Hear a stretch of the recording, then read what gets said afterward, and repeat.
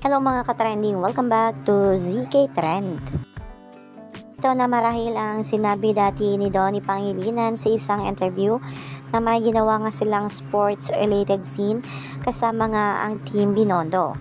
Makikita nga dito na talaga namang napakasaya ng ating Donnie at Belle habang ginawa nga ang naturang taping.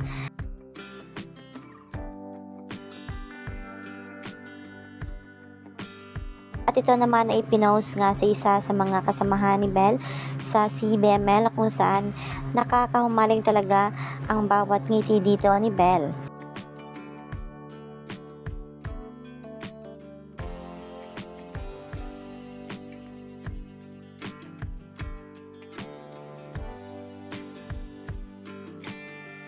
Grabe na talaga ang bawat eksena nga ng CBML na kung saan nga ay marami ang nagtataka kung bakit may taping nga ang CBML sa isang sementeryo. Makikita nga ito sa IG post ni Miss Rufa Gutierrez.